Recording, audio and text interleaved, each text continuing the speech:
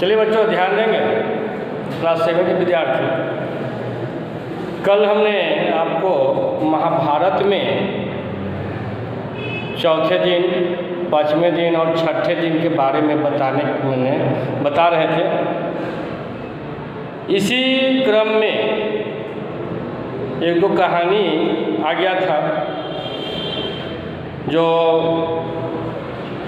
दुर्योधन का 100 भाई और 100 भाई मारा गया। इस पर जो है कि धृतराष्ट्र ने भगवान कृष्ण से पूछे कि मेरे 100 पुत्र हैं और 100 पुत्र की मृत्यु हो गई, मुझे मुखाग्नि देने वाले कोई नहीं बचे। ठीक, हाँ बचे। इस पर जो है कृष्ण भगवान जो भी मैंने बताया वह कल आपके बता चुके हैं। उसके बाद भीष्म पितामह बाणों की सैया पर स्वयं उसके बारे में भी समझाए थे। अधूरा रह गया था, आइए हम उसे पूर्ण करते हैं, है ना। तो आज फिर से वहीं से जहाँ से छोड़े हैं महाभारत का प्रसंग वहीं से हम शुरू करते हैं। आइए बच्चों, कहते हैं कि चौथा दिन, पाँचवां दिन और छठे दिन का युद्ध के बारे में फिर आपको वह पूरा करके कब हम चलेंगे, 7वां दिन, 8वां दिन और 9वें दिन का युद्ध महाभारत। ठीक है, हाँ बच्चों। कहता है कि युद्ध में चौथे दिन सूर्यास्त होते ही जो है माने सूर्यास्त तक तो बहुत हुआ, एक दूसरे पर भारी पड़ गए, किंतु बने जैसे ही चौथा दिन सूर्योदय हुआ ना, उसके बाद जो है युद्ध चालू हुआ, है ना। कहते हैं कि इधर चौथे दिन की बात है कि महाराज सल का पुत्र जो है मारा गया और इधर भीम जो है इसने माने दुर्योधन के 8 भाई को जो है मार डाला चौथा दिन। ठीक, जैसे ही सल का पुत्र मारा गया चौथा दिन, तो गुस्सा कर भीम भी जो है उस दिन चौथे दिन ही मैंने धृतराष्ट्र के 8 पुत्र का वध कर दिया। मतलब दुर्योधन के 8 भाई मारा गया भीम के द्वारा। बच्चों अब जो है इससे क्रोधित होकर दुर्योधन ने क्या किया कि भीम की छाती में एक ऐसा बाण मारा, है ना, जिससे भीम जो है मूर्छित होकर, बेहोश होकर अपने ही रथ पर बैठ गया। अब जो है जब ऐसी स्थिति आ गई, जैसे ही भीम बेहोश हुआ, मूर्छित हुआ और अपने रथ पर बैठ गया, तो ये देखकर जो है घटोत्कच, है ना, माने अपने पिता की जो है ऐसी हालत को देखकर भी माने घटोत्कच ने भी जो है भीषण युद्ध जो है प्रारंभ कर दिया। कहते हैं कि उसके इस युद्ध से, घटोत्कच के इस युद्ध से अब जो है कौरव सेना, है ना, और दुर्योधन माने पूरा ही परेशान हो उठे, है ना। घटोत्कच के सामने सब विवश हो गए थे। अब जो है सेना को व्याकुल देखकर भीष्म पितामह ने क्या किया कि युद्ध बंद करने की घोषणा कर दी, शंख बजा दिए, है ना, और सेना जो है लौटा दी। फिर उस दिन की लड़ाई में अपने अनेक भाइयों के मारे जाने से दुर्योधन जो है अत्यधिक दुखी हुआ और अपने शिविर में जाकर वह बैठ गया, है ना, रोने लगा। उधर जो है राजमहल में धृतराष्ट्र को जो है ये सारी बातें आंखों देखी हाल संजय जो है सुना रहा था। जैसे ही दुर्योधन को दुखी देखा और उसके 8 पुत्र की मृत्यु से उधर जो है धृतराष्ट्र भी व्याकुल हो गया, बहुत ज़्यादा जो है दुखी हो गया, है ना। फिर भी कुछ अनाप शनाप बोलकर जो है वो अपने मन को हल्का किया धृतराष्ट्र ने। अब 5वें दिन में हुआ क्या कि 5वें दिन का युद्ध में अर्जुन और कौरव सेना के हजारों सैनिक जो है आपस में भिड़े, तो अर्जुन ने उसके हजारों सेना का वध कर दिया। यह देखकर पांडव सैनिकों ने क्या किया कि अर्जुन को चारों तरफ से घेर कर उसका जय जयकार करने लगा। जब जय जयकार करना शुरू कर दिया तो सभी जितने भी थे इधर कौरव दल के सेना में जो है मातम छा गया था, सब भयभीत हो गया। और इधर जो है पांडव दल में सभी खुशी के जश्न जो है मनाने लगा। ये हुआ 5वां दिन का युद्ध। 6ठे दिन के युद्ध में जो है द्रोण ने क्या किया कि पांडवों पर भीषण जो है प्रहार किया। द्रोण ने भीषण युद्ध किया जिससे पांडव सेना भी भयभीत हो गई। इस युद्ध में दुर्योधन बुरी तरह घायल होकर रथ से गिर गया। दुर्योधन जो है वह बुरी तरह घायल होकर रथ से नीचे गिर गया। तब जो है कृपाचार्य ने बड़ी तत्परता से दुर्योधन को उठाया और अपने रथ पर बिठा लिया। इससे जो है दुर्योधन की जान बच गई, नहीं तो उसी दिन 5वें दिन ही जो है उसका काम तमाम हो जाता। कहते हैं कि किसी प्रकार से उसकी जान जो है बचाई गई। बच्चों, इस भयंकर युद्ध से जो है धृष्टद्युम्न और भीम के सकुशल शिविर में लौट आने पर जो है युधिष्ठिर अत्यधिक खुश हुए। देखिए है ना, बहुत ज़्यादा खुश हुए। और अब जो है 7वें दिन का युद्ध जो है बच्चों, कहते हैं उस युद्ध में 7वें दिन का युद्ध जब हुआ, शुरुआत हुआ, जैसे ही मतलब युद्ध शुरू हुआ उसमें जो है कि एक दूसरा माने दोनों दल जो है मोर्चा संभाल लिया, है ना। आइए हम बताते हैं एक एक करके, हम सभी की चर्चा भी करेंगे इस बात में, ठीक है। कहते हैं कि इन अलग अलग मोर्चों पर जो है अर्जुन और भीष्म 7वें दिन का युद्ध में अर्जुन के साथ जो है युद्ध किया कौन? भीष्म पितामह, ठीक। और द्रोणाचार्य का युद्ध जो है राजा विराट के साथ भयंकर युद्ध हुआ। उधर शिखंडी में और गुरु पुत्र जो है द्रोणाचार्य के पुत्र अश्वत्थामा में उधर भयंकर युद्ध चल रहा था। इधर जो है फिर धृष्टद्युम्न और दुर्योधन में घमासान युद्ध हो रहा था। उधर नकुल और सहदेव जो था वो अपने मामा से ही युद्ध कर रहे थे। माने नकुल और सहदेव का युद्ध जो है सल नरेश से, मतलब उनके खुद अपने खास मामा, उससे जो है वह दोनों भगना जो है नकुल सहदेव युद्ध करने लगा। माने तो दूसरी ओर जो है अवंती और राजा, है ना, दूसरी ओर जो है अवंती के दोनों राजा और युधामन्यु, इससे युद्ध होने लगा। तो उधर एक छोर पर जो है कि भीम और दुर्योधन का गदा युद्ध चल रहा था, है ना, ठीक।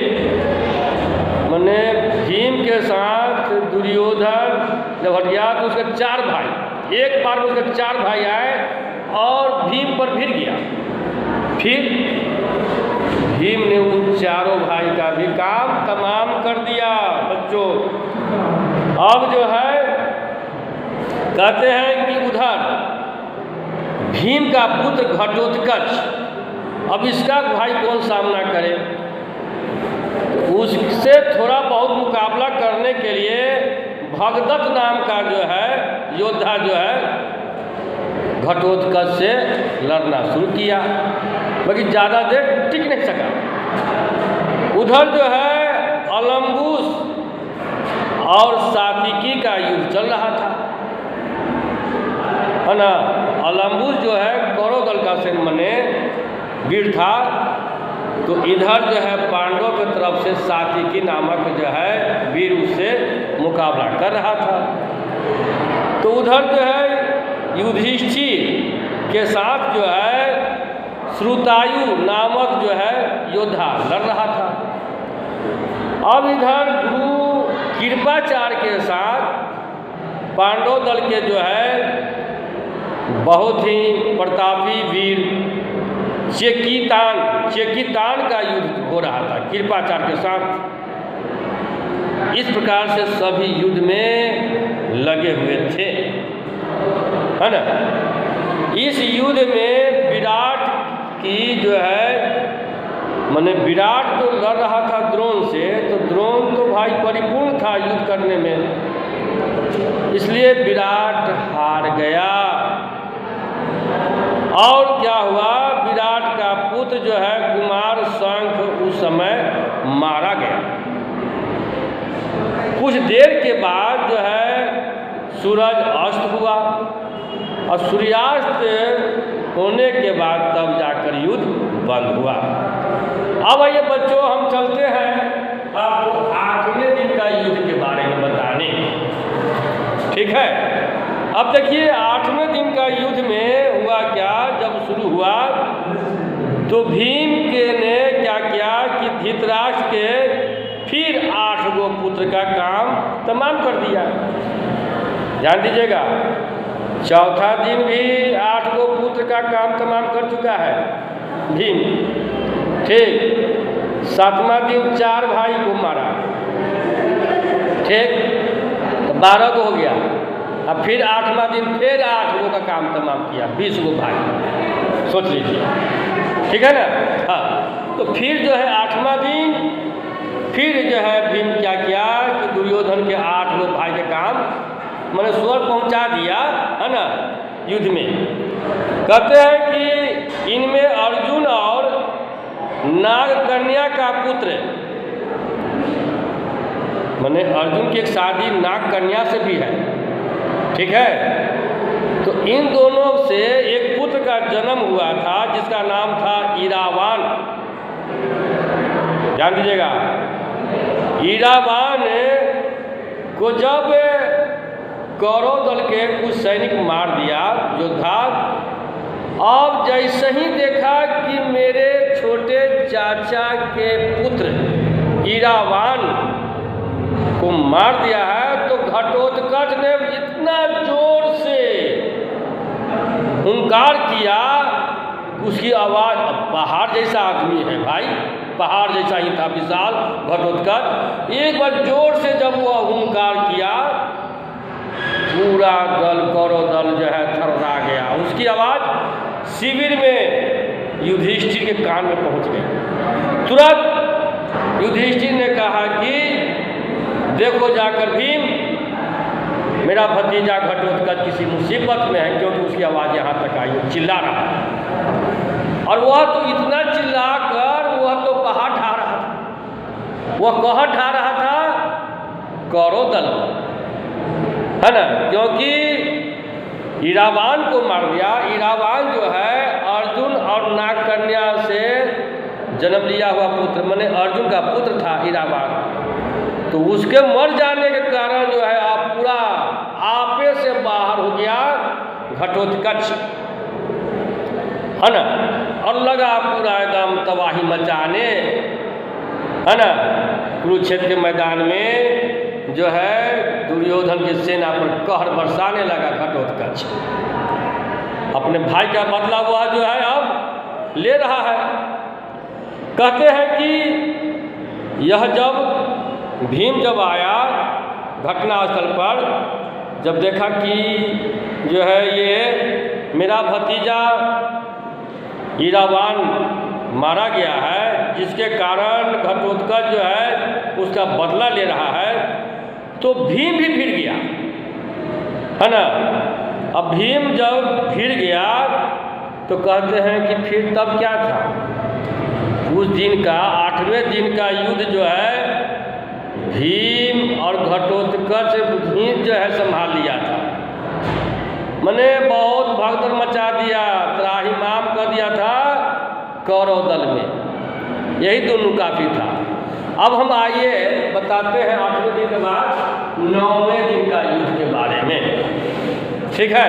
हाँ जी, 9वां दिन का युद्ध में कहा है कि अभिमन्यु और जो है अलम्बुस का युद्ध हुआ। इतना जो है घोर मने घटा छा गया, एक दूसरे पर प्रहार करने लगा, जो लग रहा था कि आकाश से बादल जो है कि गरज रहा है और अंधेरा छा गया था। इस प्रकार से युद्ध चल रहा था। अब इधर जो है अर्जुन के पुत्र ने क्या किया कि पिता की तरह ही वह भी जो है उधर रण कौशल अपना दिखा रहा था, वो भी जो है दुश्मनों पर प्रहार कर रहा था। अब इस प्रलय से जो है क्या हुआ कि भीष्म पितामह ने क्या किया, जब देखा कि अब भाई प्रहार रोक पाना संभव नहीं है, फिर भी पांडवों की सेना पर बड़ी जो है तत्परता से भीष्म पितामह भी जो है कि अपना प्रहार करना शुरू कर दिए। अब इधर पांडव सेना जो है बहुत भयभीत हो गई 9वें दिन। इससे भीष्म ने अर्जुन और श्री कृष्ण ये दोनों को, अब सामने जो है भीष्म पितामह को रोकने के लिए अर्जुन आया और सारथी के रूप में भगवान श्री कृष्ण स्वयं थे। तो अब जो है भीष्म पितामह ने क्या किया कि अर्जुन को पर तो प्रहार कर ही रहे थे, 2-4 बार जो है उनके सारथी भगवान श्री कृष्ण पर भी छोड़ दिए, दोनों को घायल कर दिए। अब इससे जो है क्रोधित हो गए भगवान श्री कृष्ण, है ना।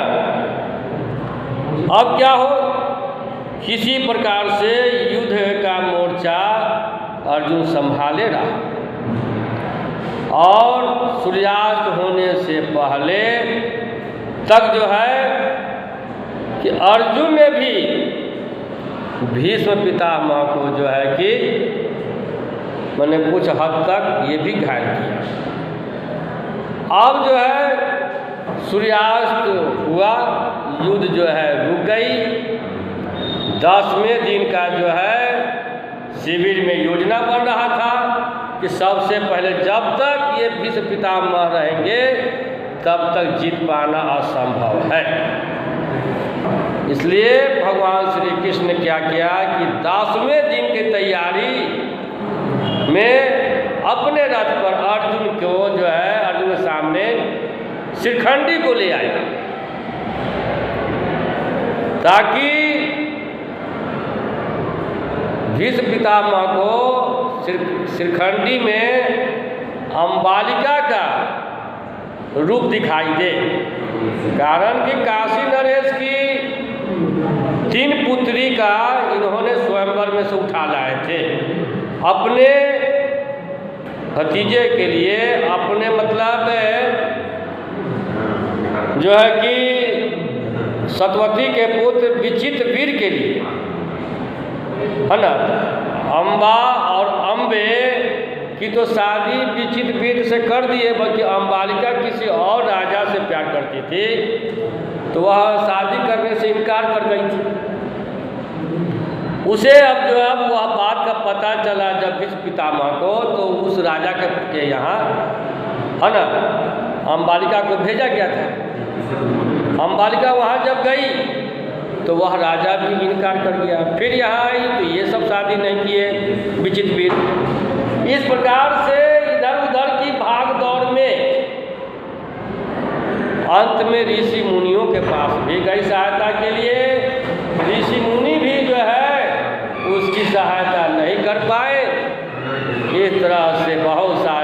बात हुई।